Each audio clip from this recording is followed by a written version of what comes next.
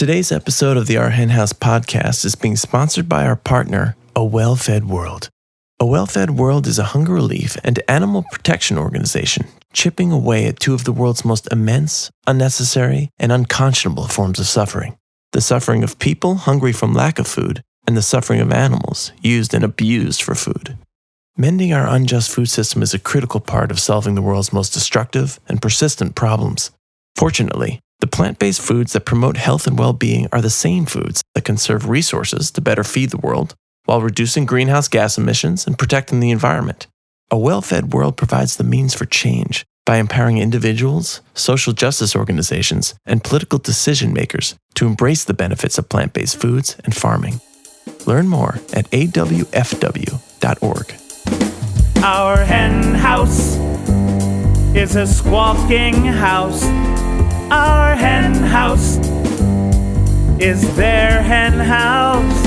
Our hen house, ooh, it's a funky fresh house. Our hen house is your hen house. Welcome to Our Hen House. This is Marianne Sullivan. We have another great show for you this week. My guest is my good friend Joshua Katcher. He's been on the podcast before, quite a long time ago. I don't remember what episode. And he'll be talking today about so many different things because he does so many different things. His upcoming book is one of them, his clothing line, Brave Gentleman. And if you haven't checked that out, go online and look because you're going to really want some. And his new line of cheese, Joshua pretty much does it all. Then Jasmine will be joined by Jenné Claiborne for a very special segment of teaching Jasmine how to cook vegan. Jenné is an amazing vegan chef, blogger, and she's also the author of a brand new cookbook, Sweet Potato Soul, 100 Easy Vegan Recipes for the Southern Flavors of Smoke, Sugar, Spice, and Soul. Wow, that's, I love smoke, sugar, spice, and soul, and I love easy. So that sounds like it's made for me. She and Jasmine will be cooking up a storm. So you definitely don't want to miss that. Of course, as usual, we will have news. We'll have rising anxieties. First, I'm going to start off. Well, actually, let me tell you about bonus content before I start my rant. I'm going to start off the episode with a rant. But before we get to that, I know there's something to look forward to. Before we get to that, I want to tell you about bonus content. It's my extended interview with Joshua Katcher, which is really, really good. And if you're a member of the flock, you will get an email the Tuesday after this podcast goes up, and that'll have the link where you can listen to that, or you can find that link on the flock Facebook page. And if you are not a member of the flock, you can join for $10 a month at ourhenhouse.org/donate. So now to the rant. What the fuck, Babs? What the fuck? What can I say? I am, of course, referring to Barbra Streisand's cloning of her dog to produce... I think it produced 4 other dogs. These are, I don't know, I'm going to try to pronounce it in French, coton du Tuileries. And it costs something in the... Well, I've seen estimates of the cost, like around $50,000. Well, I'm not going to criticize what she spends her money on. What people spend, she's rich, and what she spends her money on is her business. I'm going to talk about the morality of this process because you can spend your money on anything frivolous, but this is deeply problematic. And I love Barbra Streisand, and I know this is going to age me, but you already know I'm old since I talk about it, and since it's not that much of a secret. So I'm just going to come right out and admit that I saw her in Funny Girl on Broadway. Original production. Yes, I did. It's my greatest Broadway coup. I was very young at the time, but, I wasn't that young. And, her career has, of course, continued to be as, well, nothing's ever been as good quite as that performance. I'm sorry, but it hasn't.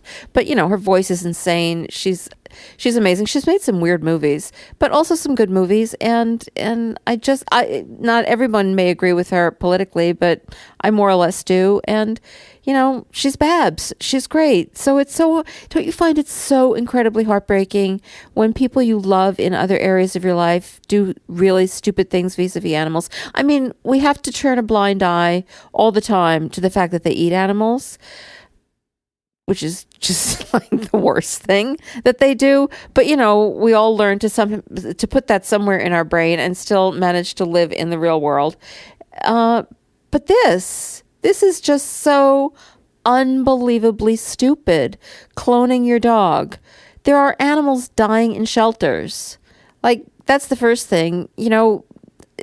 just like breeding dogs, it's ridiculous. Just adopt a dog who already needs a home. But there's so much more wrong with this. The breeding females, and this is the same as breeding too, because the breeding females in breeding of dogs, frequently their conditions range from miserable to horrifying. But in this situation, it's not like these dogs just come out of a test tube. They come out of real dogs. So the eggs of these dogs are extracted, and then the genetic material of the other dog is substituted, and then it's reinserted, or maybe in a different dog it's inserted, and they carry the puppies to term. And these dogs are just as exploited as any other in the breeding world. So that's disgusting. Cloning can also cause health problems. I had trouble. The article seemed to be all over the lot on how likely that is for dogs, and so I don't really know, but it seems likely it could. But that's not it. That's not all there is. It can also produce too many puppies. In fact, in this very situation, it produced, quote unquote, too many puppies. So Bab's cloning adventure apparently produced 4 puppies. She didn't want 4 puppies. So I can hardly tell this story. She gave away one of the clones, and she also gave away a dog that she had adopted when her original beloved Samantha, died. I mean, oh my God. You don't give away a dog you adopted. What is wrong with this? Oh my God. Sorry. All right. And then, aside from all these practical problems, which are hideous enough, it's just disgusting. It's one more step, taking animals out of the beauty and wonder of life and just turning them into commodities who only exist because we like them. And that's their only. They have no existence of their own. They just exist because we like them, and we want them, exactly the way we want them. They're not replaceable. Just because these puppies have the same genes, it actually doesn't mean they're going to look the same, because genes express themselves in different ways. And it certainly doesn't mean they're going to be the same dog or have the same personality. They just don't. I mean, nature nurture. They'll have different experiences. They'll have different training. Everything in their life will be different, so they'll be different. And also, you'll be different. They will come into your life at a different time, so you will relate to them in a different way. It's just I understand, we all understand that heartbreak can lead to foolish choices. And I have to believe that it was heartbreak that and not just being an idiot. I hope it was at least some emotional trauma that led to this ridiculous decision. But it's just so sad. And also, I mean, there have been some intelligent discussions in the press about it, but you got to figure, most people are just going to hear about this and think it's cool, and it will lead other people who have $50,000 lying around that they don't know what to do with. It'll lead them to do exactly the same thing. So, oh my God, I'm so upset, Babs. How could you? All right, sorry. I really try to start the show with something thoughtful. I really do. But sometimes I just have to rant. And lucky you get to listen to it. At least you have to sit through it if you want to hear from Joshua Katcher, which you probably do, because that's going to be a whole lot more uplifting. And Joshua is amazing. He's a fashion designer. He's an activist. He's an educator. He's taught at a bunch of schools, including Parsons School of Design. He has lectured internationally on sustainable and ethical fashion. He started the first men's ethical lifestyle website, The Discerning Brute, and then also launched the first vegan ethically made menswear fashion brand, Brave Gentleman. And he's just a great guy, and he's so thoughtful. I think you're going to love the interview. Welcome to our hen house, Joshua. Thank you so much for having me, Marianne. It's so nice to have you back. It's been too long since we've spoken. And since then, you've done about 10 billion things, because I think you are the hardest working man in animal rights. I really do. You always have so many things going on, and they're big things and they're hard. And I'm always so impressed, because I'm pretty much the laziest person in animal rights. I really want to talk about the book. That's one of the reasons I want to talk about you, because you have this book in progress, and I'm very excited about it. But I really have to start out by asking you about Vogue, because come on, Vogue, can you tell us about what happened there? I know. I never dreamed that Brave Gentleman, I mean, I dreamed it, but I just thought it was a dream. I always wanted to be in vogue.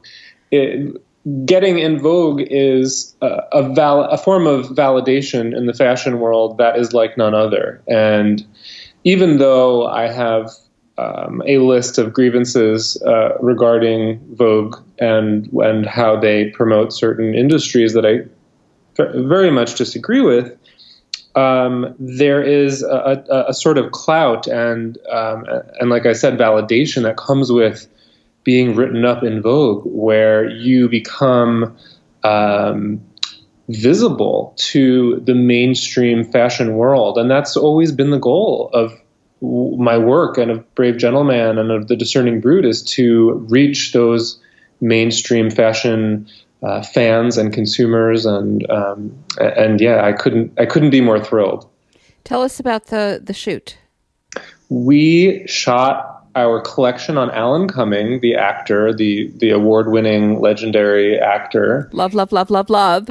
He is just, he's become, I mean, he's like the Brave Gentleman ambassador now. He loves our stuff and he wears it to red carpets and award shows. And he found us, his agent and he were looking for vegan clothes for him to wear. And he reached out to my friend Eric Bucci, who does PR for me. And Eric connected us, and it was love. He came to the shoot, and he's just so easy and so down to earth. And we went over by an hour, and he was just like, "Whatever, that's fine." And it was, and Lauren Perlstein, the photographer, she's amazing. She's shot a bunch for Leica magazine and a bunch of mainstream fashion stuff too. And she's also an animal activist. So she did the photography, and we did it in this tiny little studio in Williamsburg in someone's home. And you would never know that it was this tiny little low budget shoot. And it just came out looking like it should be in Vogue.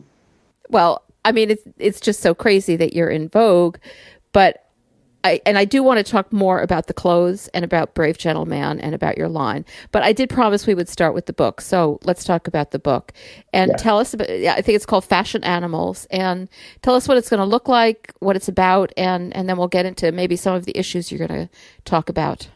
Absolutely. We just got to our goal with our Indiegogo fundraiser to print the book, which is huge. We raised over $20,000, and these were all pre-orders for the book. So we are publishing with Vegan Publishers, who has an amazing catalog of work, and Christopher Sebastian is going to be editing the book, and he's a fantastic activist. I've spoken alongside him. I've gone to his talks, and he is just an incredible activist and brilliant. So I'm really excited for him to be editing it. And the book is going to be designed by Eric Murbach, who designs Vegan Good Life magazine. And this magazine is so beautiful and so professionally laid out and just elegant. And he was the first person I thought of when it came to getting this book finished up. So it's really going to be a beautiful object. It's going to be important. And a lot of great minds have contributed to this book. And it's the first book about this topic. No one has written a book dedicated to what happens to animals in the fashion industry. And that's just shocking. So what are your hopes for the book? Who do you hope you'll reach? The intention was to reach, and is to reach, fashion professionals, designers, creative professionals, anybody who is drawn to the creative arts and design, and anyone who likes a beautiful coffee table book. Those are the people I think who need to be reached by this. I'm not trying to preach to the choir.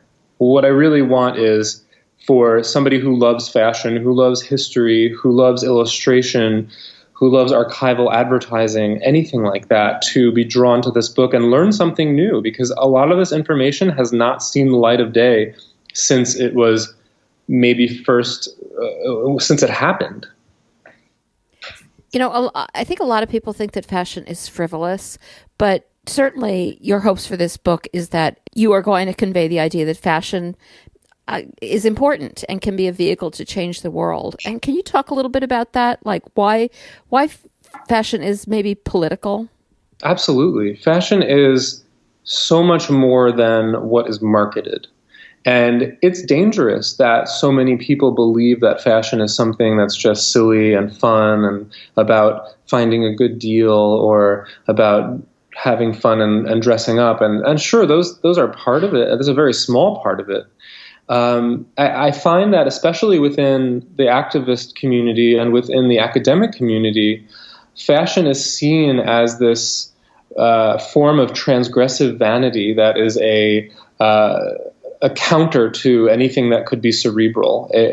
And it's seen, people who participate in fashion have traditionally really been looked down upon as being stupid and participating in something that is anti-intellectual. So as you can tell, I have a bit of a chip on my shoulder about that. Meanwhile, fashion is a global industrial complex, and it's a global industrial media complex, and it has impacts and ramifications that would be similar to what happens in the food system.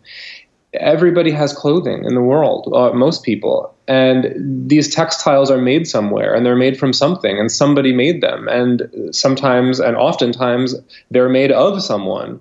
And those animals and those workers and those ecosystems and markets and ideologies that are impacted by fashion are so ubiquitous that it's almost invisible. And it's ideological.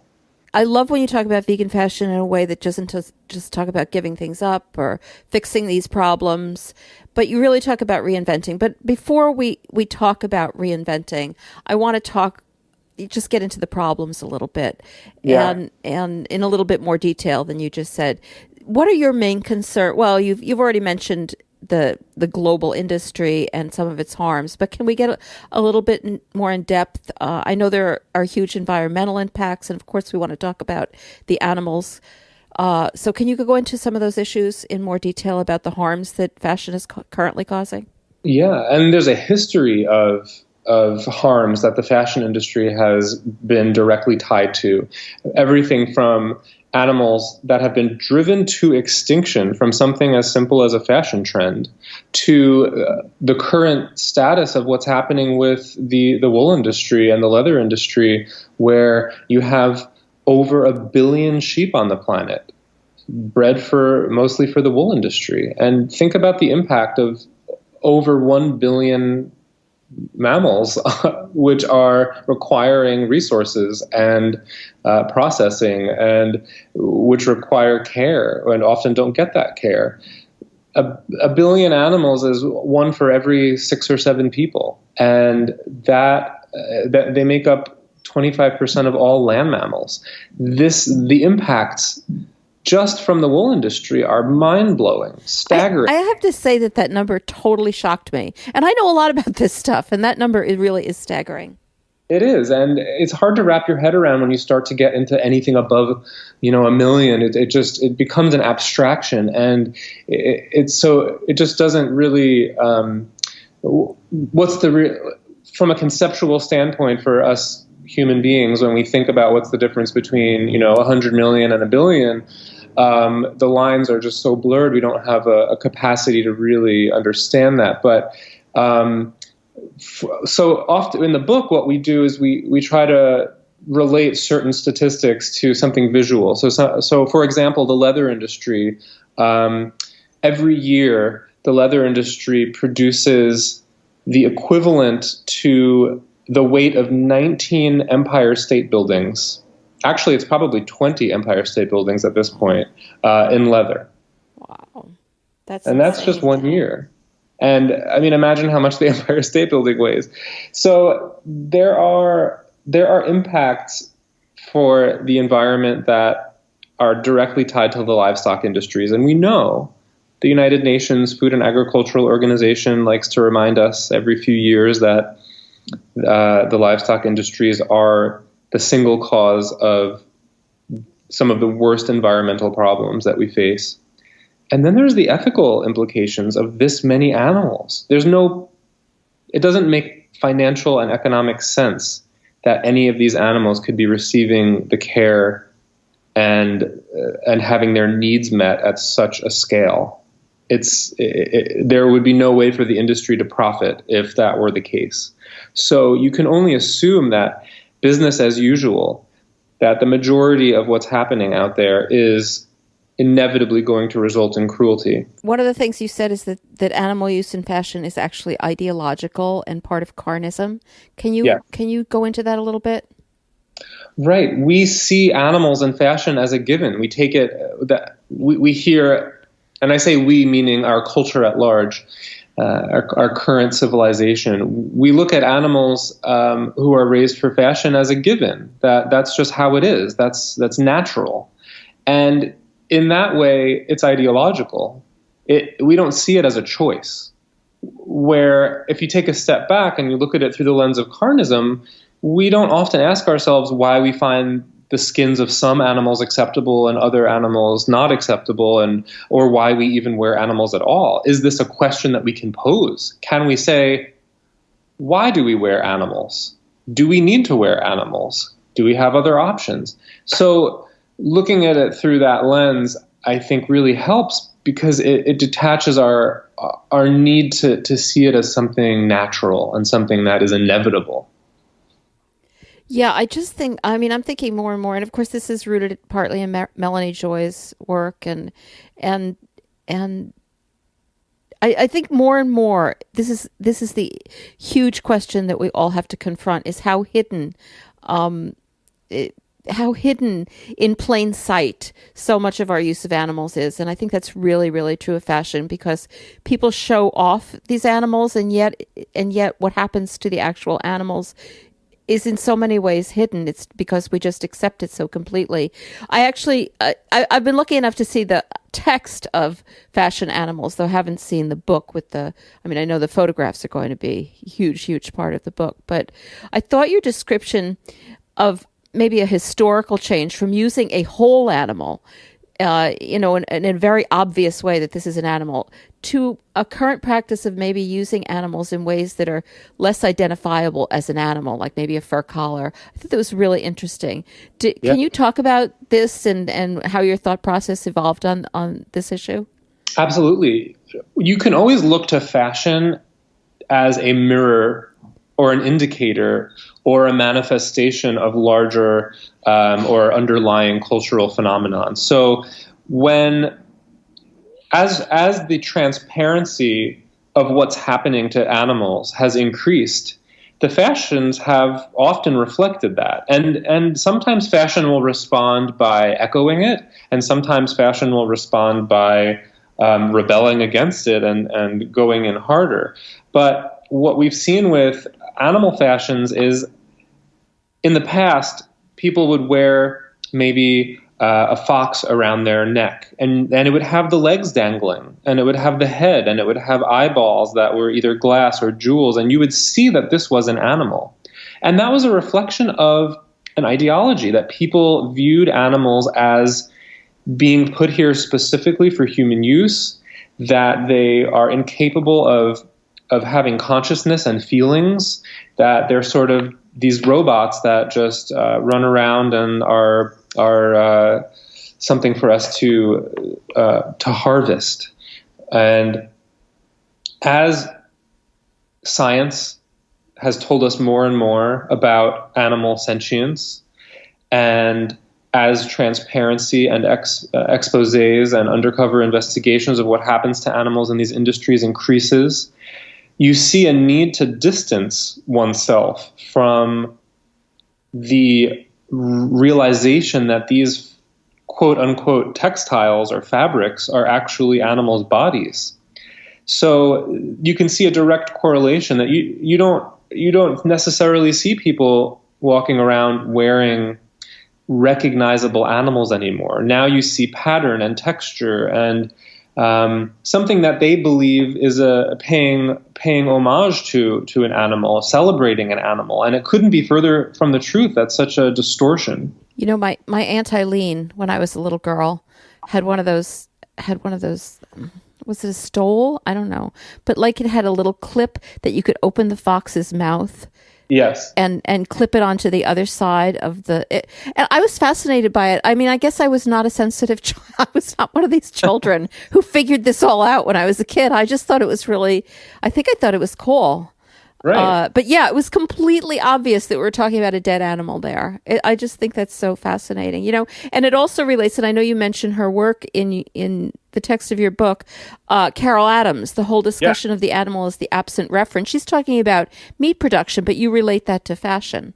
Yes, Carol Adams and Melanie Joy, they definitely influenced some of my theoretic approach in this book, and their work is absolutely invaluable.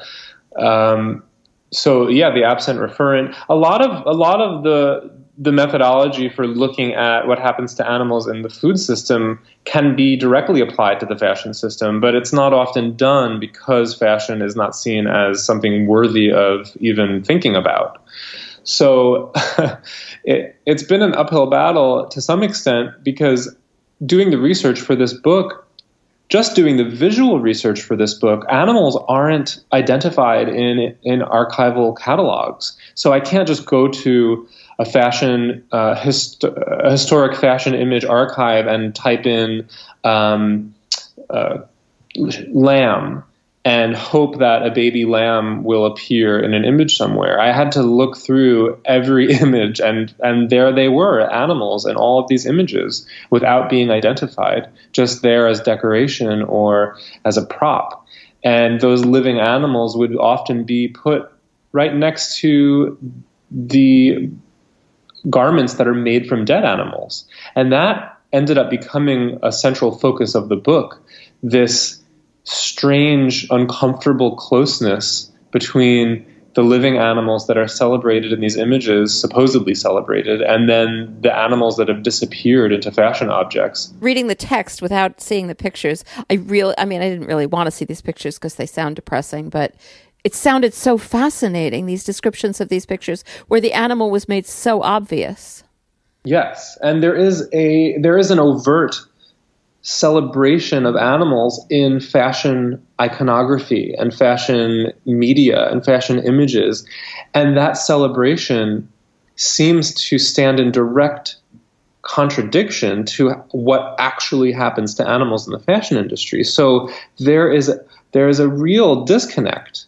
And I wanted to explore that disconnect because I found that intersection of what's happening right in that problem to be so ripe with content. So I'm kind of wondering, as you're talking about this, like whether this problem, or this, I'm not sure everybody would consider it a problem, but this theme, when it comes to animals in fashion, is even stronger than when it comes to animals in food production, because the use of animals in fashion or in clothing is, I think people kind of think of it as a byproduct of the food industry, but it's definitely not. No, and quite the contrary. In many cases, in the places we've been told that it's a byproduct, it is sometimes the exact opposite. For example, the leather industry. We're told that leather is just making use of garbage, making use of waste, and why throw it away? And that makes sense when somebody explains it that way. But when you look at the numbers and you look at how this industry operates, the leather represents the most economically important aspect of the slaughter industries. So without leather, a lot of these companies would go out of business. That the leather sales provide such a source of revenue and there's such a markup on leather. It's so valuable. It's much more valuable than meat. It really changes the way that we have to look at it, because you could see the meat as the byproduct. At the very least, it's a co-product. Yeah, I think that's so important for people to understand, and I think very few people really do see that. They do think of leather as benign because it's a byproduct of an industry that sort of has to exist, and all of that, every part of that is nonsense. So let's talk about, these are some of the problems, and I know there are other ethical concerns, and certainly problems with workers, but I want to get into a little solutions too. Yes. Before people get completely depressed and turn off this interview. So, is there any movement in a new direction within the fashion world? So much. There is so much potential and so much excitement. The innovations that are happening right now in the realm of material technology are just mind-blowing, and I'm so thrilled to have seen and touched some of these materials. We're living in a time where you can grow leather in the laboratory. You don't need to raise a living being and kill it to get skin or meat. And this technology exists, and it's going to be scalable very soon. And leather is made from proteins. So if you can grow leather in the laboratory, you can grow any protein-based material in the laboratory. There's a company that's already making material, synthesized silk, and it is biologically identical to spider silk, but there are no spiders involved. It's brewed like a kombucha or like a beer in a laboratory. And soon there are other materials that are going to be emerging, but in addition to synthesizing materials biologically, and when we talk about synthesizing, I'm not talking about synthetics in the traditional sense. I'm talking about biosynthetics. These are biofabricated materials that are almost identical, if not exactly identical, to what a leather or a silk would be when it comes from an animal. So that would be like the fabric equivalent of clean meat. Pretty much. Clean leather. Yes. Clean leather, clean silk. All of these things are already happening. They're made. There's a dress that Stella McCartney made using bolt threads, synthesized spider silk at the MoMA right now. And I have a tie made from this synthesized spider silk. So it's stuff that exists. It's real and it's happening. And we have the ability to replace these massive, environmentally devastating, incredibly cruel industries with technology and innovation. What we're going to be up against are those industries whose money is at stake. Either they're going to have to transition and figure out how to do this themselves, and that's what we're seeing with a lot of meat and dairy, or they're going to be left in the dust.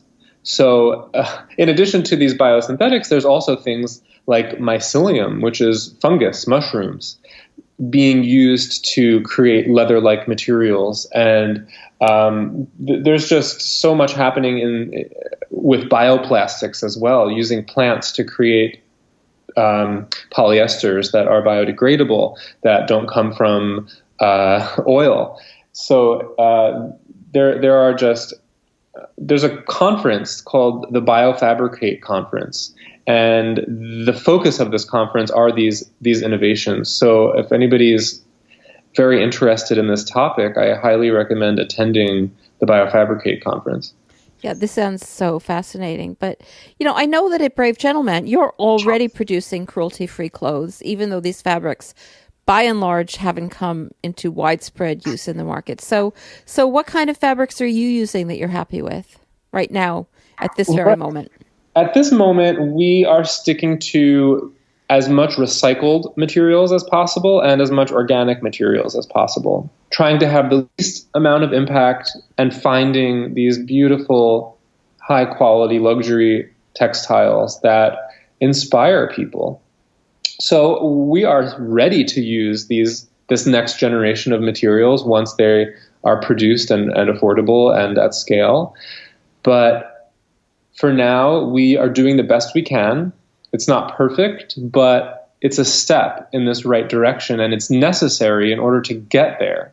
All of these small steps lead to the eventual ideal. So, for example, we're using high-tech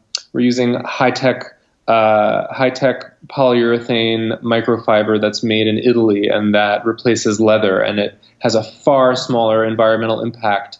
And it's actually a type of polyurethane that is biodegradable in an occlusive soil setting. So if it's buried in soil, the microorganisms will break it down.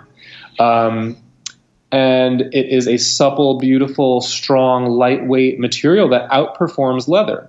So for now, that's better. Ideally, I wouldn't be wanting to use polyurethane at all. I would much prefer to use a biological material. So I'm very excited for what's happening, and I can't wait to start to use that.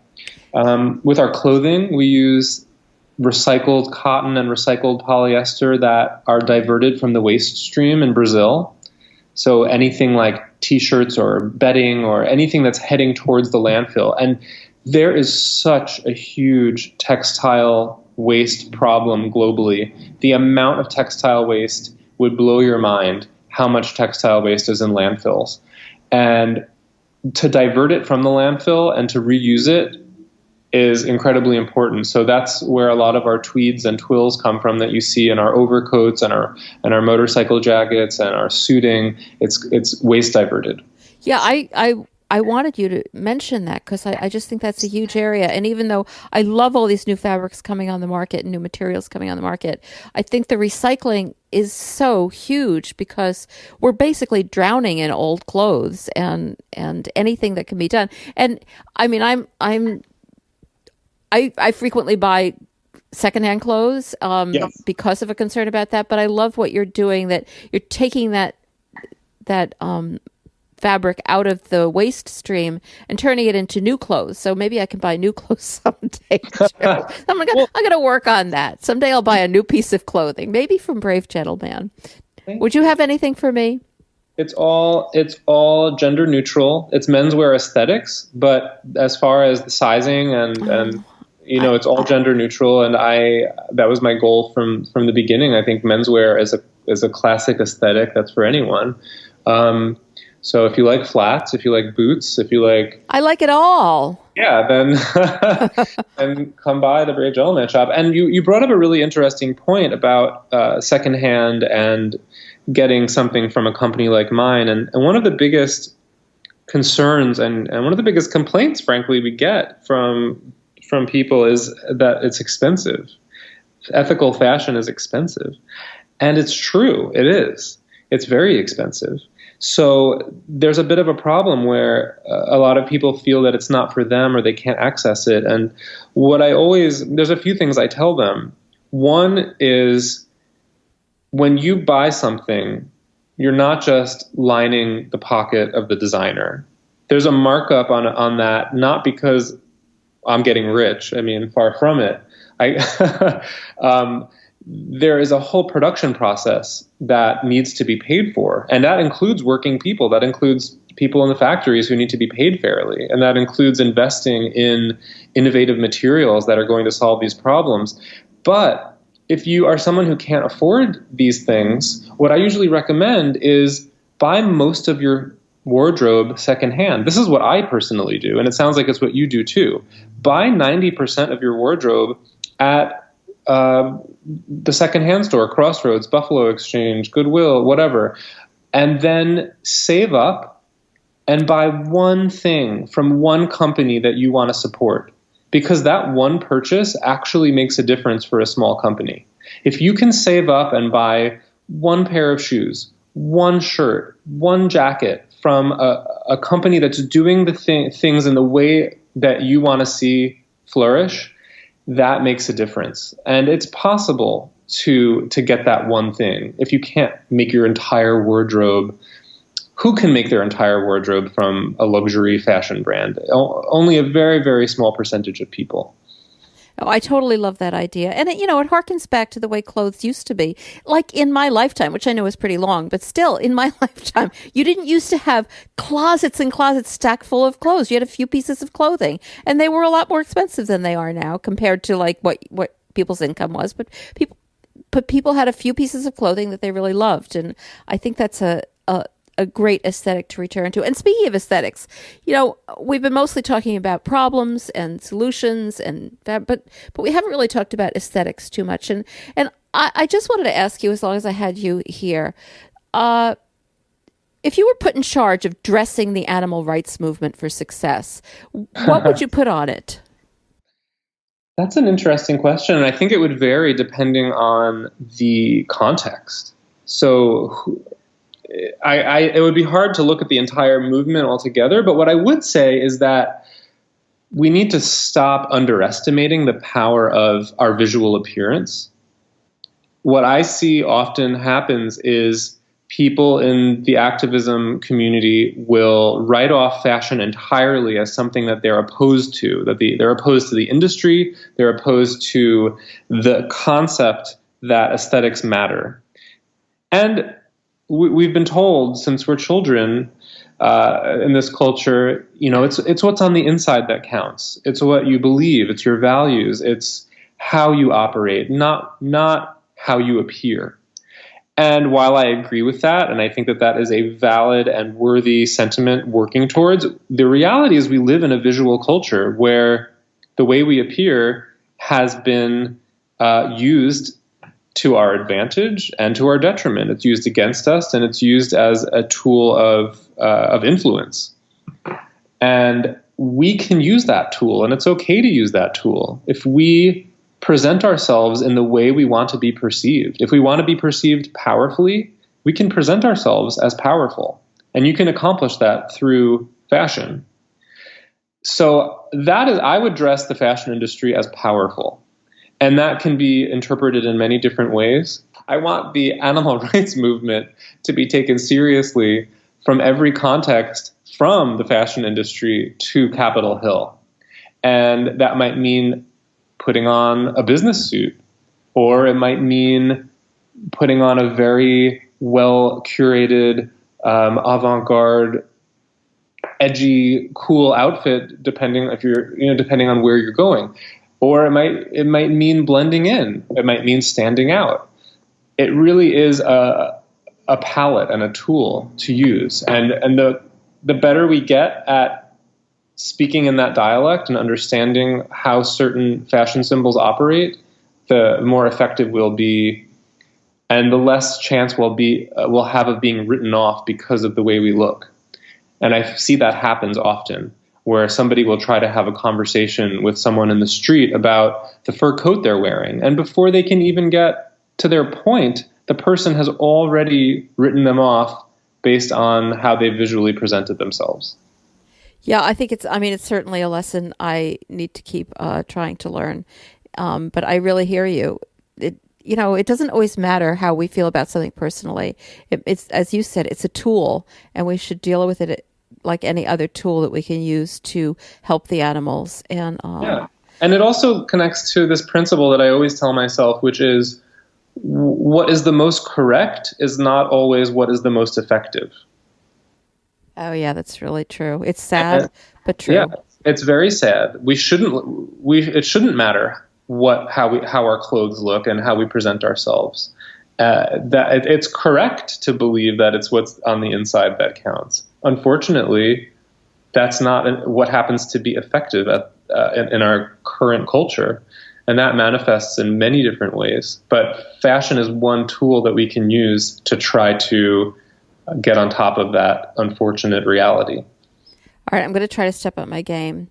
And before I let you go, this is pretty crazy, but I did start out by saying you are the hardest working man in animal rights. So now I'm told you have started a new cheese brand? Yes. I've always been a huge cheesemonger.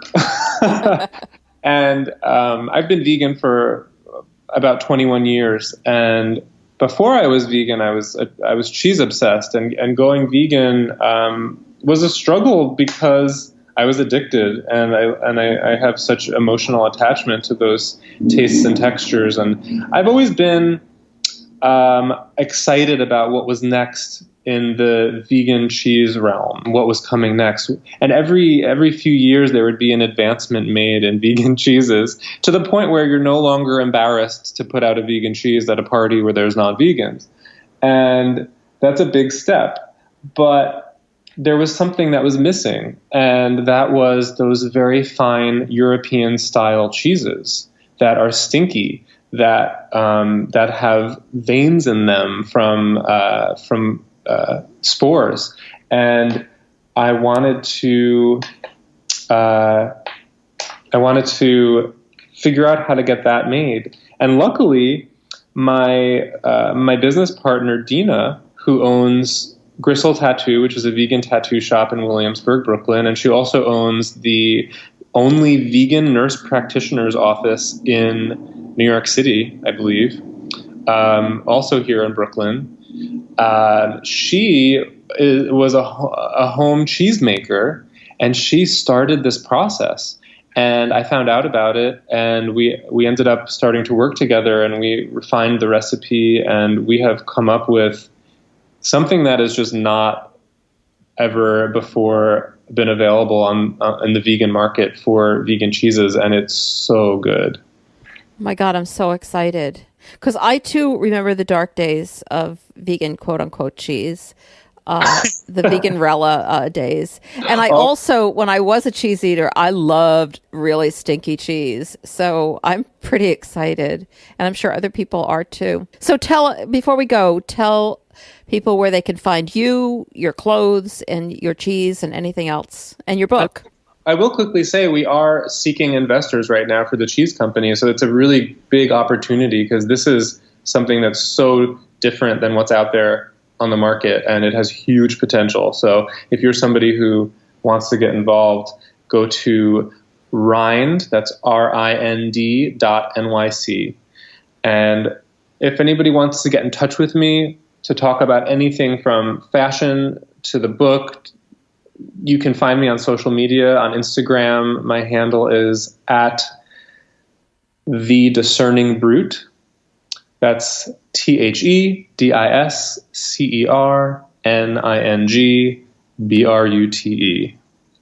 And you can also find us at Brave_Gentleman, our clothing brand. And I won't tell you anymore. That's too much already. Well, but just tell people when they will be able to get the book. The book should be released this year, probably late spring, and you can still pre-order it. We have, by the time this airs, you won't be able to pre-order it anymore. The Indiegogo campaign will be over, but we'll probably have another way to pre-order it by then. So keep an eye on the book. There'll be, you'll be able to find us on Facebook if you search for Fashion Animals by Joshua Katcher. That's the name of the book. You can also go to the Vegan Publishers page or the Vegan Publishers website, and there'll be information up there. And please get the book and get one for someone else. Put it on a coffee table. It's something that's going to be a fantastic conversation piece, visually stunning, and a pretty interesting and compelling text. I love it. I can't wait to see it. I can't wait to eat the cheese. I can't wait to wear my new Brave Gentleman clothing. I'm super excited. Thanks so much for telling us all about it in your very, very busy schedule, Joshua, as the hardest working man in animal rights. We have a lovely dedication this week. It is coming all the way from Down Under, where Elizabeth Usher and her partner are celebrating their 19th anniversary in a few days, and Elizabeth would like to say thank you for choosing to support our hen house to mark the occasion for the second year in a row, and we would like to say thank you as well, and a very, very happy anniversary to both of you. Now let's get right into the news. Our first story today is a depressing one, and it kind of reverses one of the few pieces of good news coming out of the Trump administration for animals, and that had been the ban on elephant hunt trophies. And apparently there's going to be a reversal of that promise, and the government is now going to allow hunters to import elephant trophies on a, quote, case-by-case basis. We're not exactly sure what that means. And apparently, Fish and Wildlife Service has actually already begun allowing more trophy hunting